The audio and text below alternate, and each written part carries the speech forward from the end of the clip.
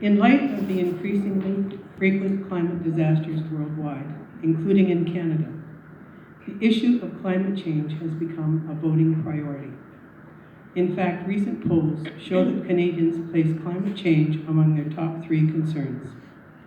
What specific steps will your party take to reduce carbon emissions in Canada? When and by how much? I'm going to ask you to repeat the question, Fran. It's fairly long, and I think it gives the candidates a fairer chance. To say it again? Sorry. In light of the increasingly frequent climate disasters worldwide, including in Canada, the issue of climate change has become a voting priority. In fact, recent polls show that Canadians place climate change among their top 3 concerns. What specific steps will your party take to reduce carbon emissions in Canada? When and by how much? Start with Yvonne Kelly of the NDP. Okay, so the NDP believes that the largest polluters should be the ones that pay the most. We won't be redressing the Liberals' carbon tax. We see that that's part of the solution, but it's only part of the solution. So taxing the big polluters, moving away from the use of plastics, and that will help to fund a climate bank, so that we can deal with the disasters that come as a result of climate change. We want to invest in clean energy technology. Our big plan is to create a green economy that will not only address the very pressing needs of environmental and climate change, but it will also create good jobs, 300,000 good jobs for Canadians to be able to believe that there is hope, that we can still create good jobs in this country. And I think that's what makes it sustainable as well. The other thing that we will do is we want to really invest in clean technologies, but we want to be able to see that by 2035, we will have cars that are on the road that are emissions free. So that means revamping our manufacturing sector around vehicles. So we're going to help that group transition to a new economy that can provide the types of vehicles that we need. Thank you, Yvonne. And I'll ask Tony to go next. Thank you. The transition to a green economy is unfortunately not an overnight process. There are literally millions of Canadians whose livelihoods rely on this industry, and they can't be completely abandoned. The government has taken that into account, and we've also decided to consult with other stakeholders like the Indigenous peoples and the industry, but we do need to move towards a net zero emission economy, and we are committed to do that by 2050. And one of the reasons that we've purchased the pipeline is so that the revenues from that pipeline can be directed towards investing into the green technologies, the green jobs, and the green research. So the revenues there, which will be in the range of about $500 million a year, will be directed towards advancing our green initiatives and nailing down that zero emissions by 2050. Thank you, Tony. And to Walter, the Green Party.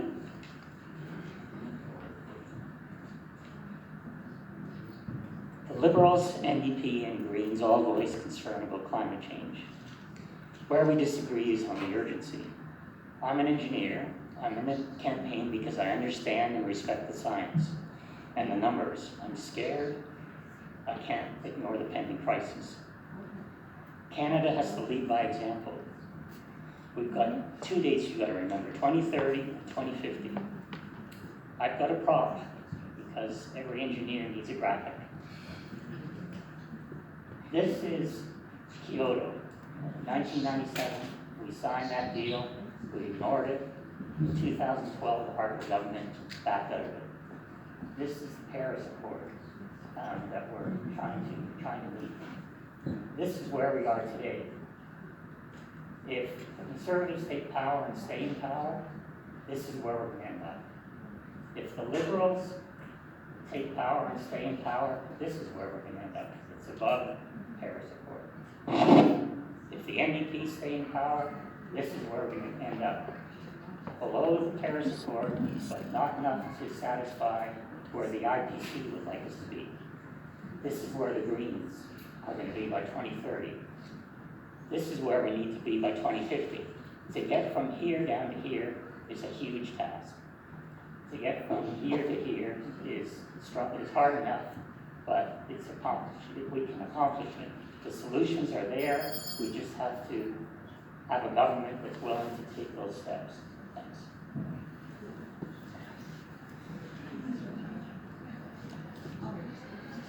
Thank you, Walter. And we'll go to Andrew to ask the second question. Andrew? Oh, sorry, two Andrews.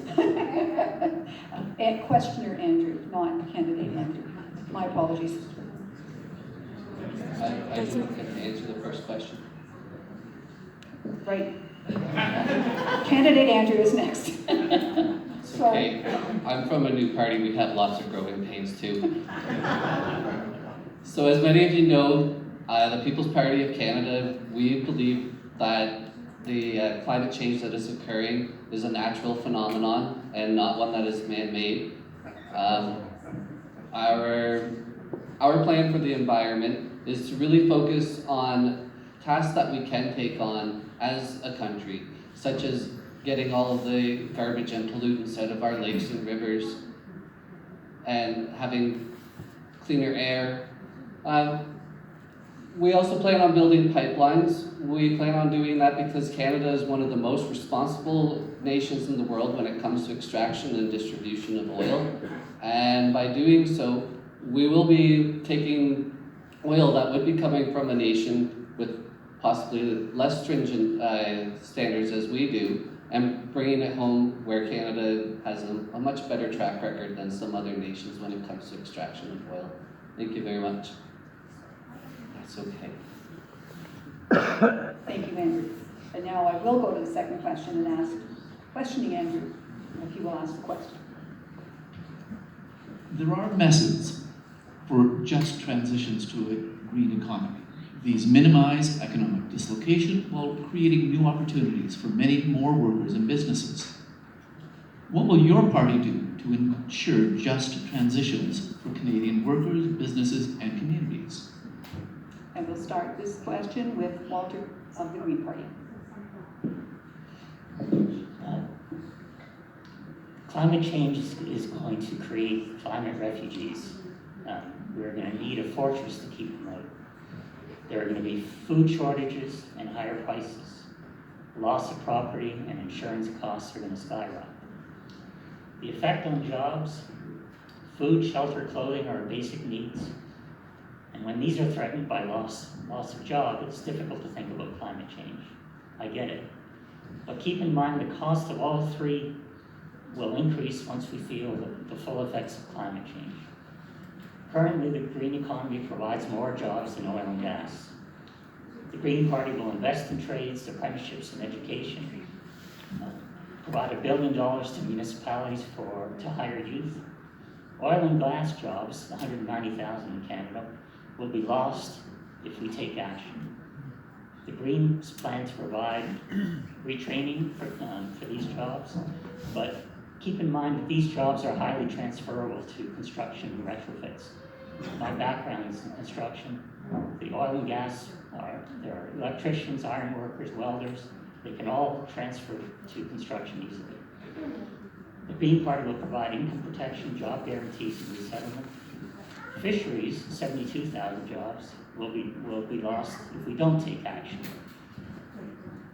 There's warming of the waters, 17% loss of marine life and species changes.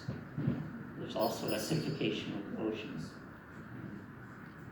The effect on business, oil and gas needs to transition. Exports, business subsidies to counter increased costs. Agriculture, transition to organic, regenerative, and silviculture practices. Green venture capital fund, and invest in tourism. Thanks. And we'll turn to Tony to answer next. Well, I know that the Liberal Party in the past 4 years has been successful in creating over 1 million jobs and lifting over 900,000 people above the poverty line. And we've done that through a number of socially conscious programs like the Canadian Child Benefit programs. And we're investing heavily in training for the trades. Transition is not an overnight action. Transition will need to be funded, and as I said earlier, that funding is likely to be and most likely to come from the revenues that we're going to be receiving from the pipeline. But we are also investing in research. We're also investing in opportunities where people can grow into the new technologies. But we have to take the time to do that. And for us to expect that it can be done in 11 years, I'm not sure that that is the right timeline. So we need to be sensitive to the industries that are reliant and transform them out, but also make sure that we never lose sight of our long-term goal, and that is the net zero by 2050. Thank you, Tony. And now we'll go to Andrew of the People's Party of Canada. So can you just repeat the question? I had trouble hearing. Andrew, could you do that, please? There are methods for just transitions to a green economy. These minimize dislocation while creating new opportunities for many more workers and businesses. What will your party do to ensure just transitions for Canadian workers, businesses, and communities? So our party will be ending corporate welfare. Corporate welfare is giving a lot of money to some of our biggest polluters in the world and allowing them to continue doing business that way. We're going to allow the free market to facilitate the transition to the green economy. Much investment has already been made into the green economy from the private industry, and we'll be encouraging that to continue. Thank you. Thank you, Andrew. And now to Yvonne from the NDP. Okay, thank you. I did fail to mention that we are targeting to power Canada with net carbon free electricity by 2030 with non-emitting by 2050. So I just wanted to add that back in. So there's a lot of things that we have to do as a transition, but I think the big things are the things that we have to do right out of the gate. So we will absolutely not invest in pipelines or build any pipelines, though we continue to grow this problem exponentially. When I think about transition, I think about people in their own communities, and that's one of the things that we're talking about. Building cities that are walkable and livable, investing in municipalities where a lot of times they feel the hardest hits of climate change, and recognizing that transit can be done in a way that will enable people to will be able to use transit because it will be affordable. And one of our plans is to make that ridership free at some point. Good jobs is the main thing. I mean, you can create good jobs that are actually really good paying jobs. So as Walter said, the transition for workers with retraining is going to be key, and locating that training where people are, not somewhere else. And also investing in research, of course, and small businesses. So we need to get ahead of this because Canada is far behind, but it's not that we don't have the innovation and the technology and the understanding of what needs to be done. So we need to invest in small business who can do that work, and we can't leave it to the private sector. I'm sorry, entirely. That would be probably our biggest mistake. It's happened many times with housing and other things, so no, it can't be left entirely to the private sector. But we will invest in companies that want to produce clean technologies. Thank you, Yvonne.